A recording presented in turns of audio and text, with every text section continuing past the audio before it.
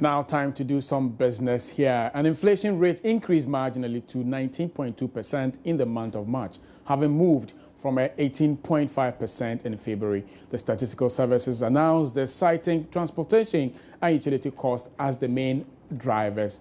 More in this Business Desk report.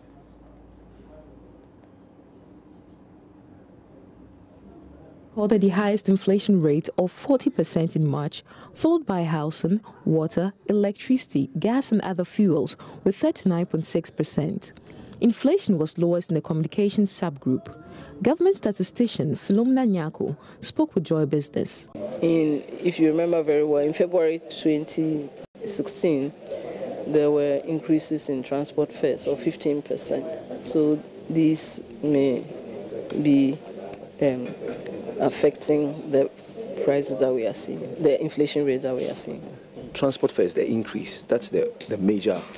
So far, because the CD was stable, if you look at the price of imported items, it moved from 18.3% to 18.4%. So the CD was quite stable, so it has nothing to do with the exchange rate.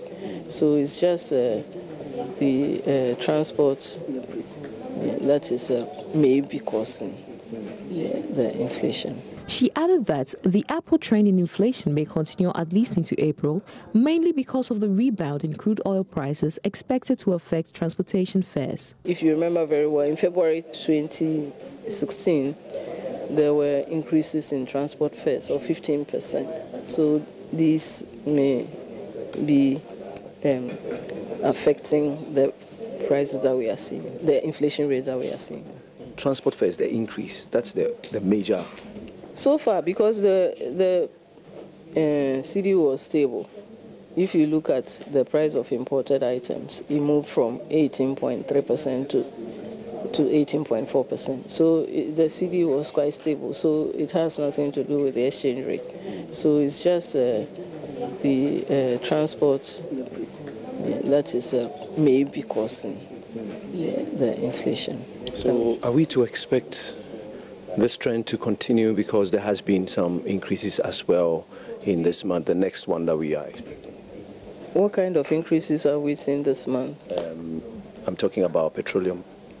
Well, and because once we touch the petroleum products, it will translate into high transport fares, and that will also translate into high prices of items that have to be transported.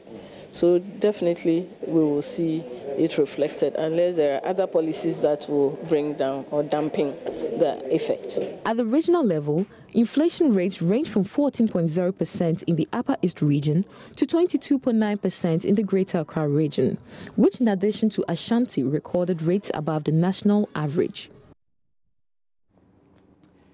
And that was Philomena Nyako actually giving us some perspective as to what actually informed the inflation numbers. And moving on from inflation to some entrepreneurship stories, government has hinted of plans to assist small-scale enterprises with cheaper credit.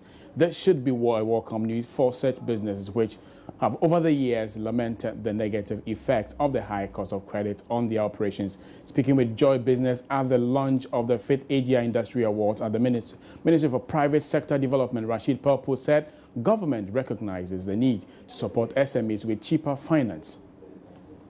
We will want to reactivate the government's determination to support business by motivating them, by stimulating them.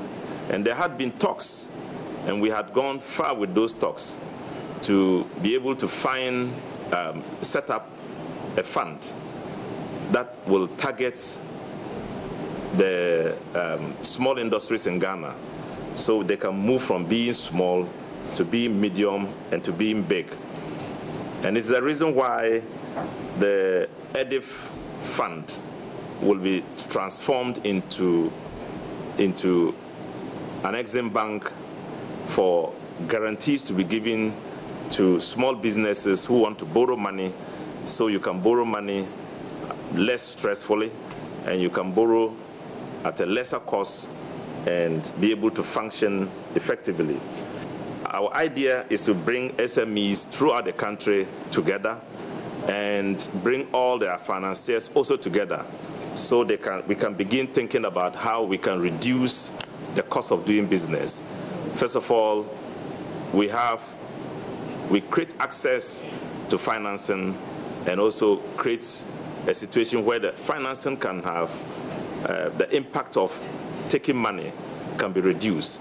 In other words, the cost of money, borrowing money, can be reduced.